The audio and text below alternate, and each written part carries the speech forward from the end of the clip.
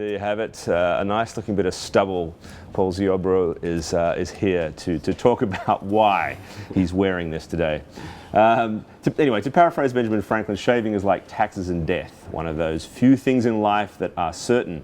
That should make razors a reliable cash-generating business, right? Well, it turns out the razor industry underwent a precipitous decline last quarter. Paul is here to tell us why that's the case. Good morning. Good morning.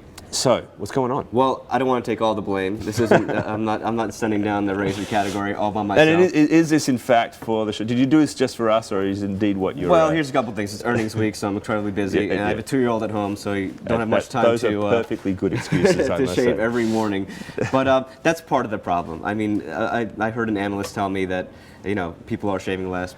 Stubble is becoming a little bit more acceptable with people my generation, maybe as opposed to your generation. Hey, all right. But you're starting this off on a good track. But okay, yes, you're probably right. One of the bigger problems over the last quarter, and this is coming from Energizer, which makes Schick the #2 player in the U.S., is they're pointing the finger at P&G, which makes Gillette. They're saying they're promoting too much. They're doing this thing called pack downsizing, where instead of, I think, where you used to buy a razor blade, a Gillette razor blade, you get 2 replaceable blades in there. Now they're giving 1, which is a lower price as well. So they said in the last quarter sales were down 6%. Dollar sales were down 6%. Unit sales were down 10%.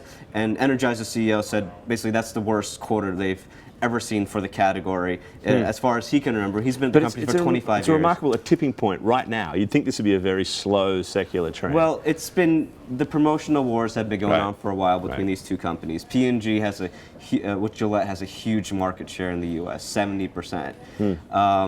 Whereas Schick, it's been making up ground over the last couple of years with the new razor blade that came out, the Hydra, which is 5 blades, which is meant to compete with P&G's.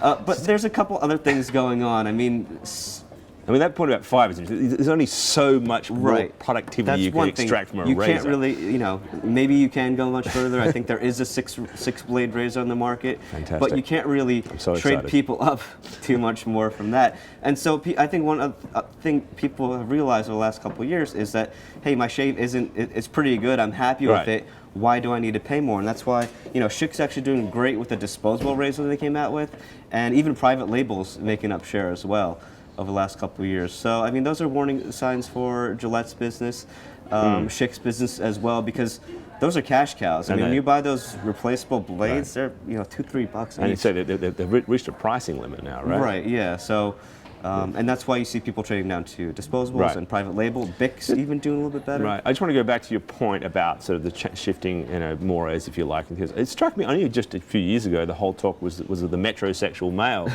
shaving chests and sort of like the completely hairless human being. Right. So we've gone from that to sort of the stubble. That's truly a factor here. Well, there's another thing to consider as well, is that I think P&G is also making a push below the neck shaving. They have a new 3-in-1 razor out there with, it's powered, it trims your hair, trims your facial hair, and trims your body hair too.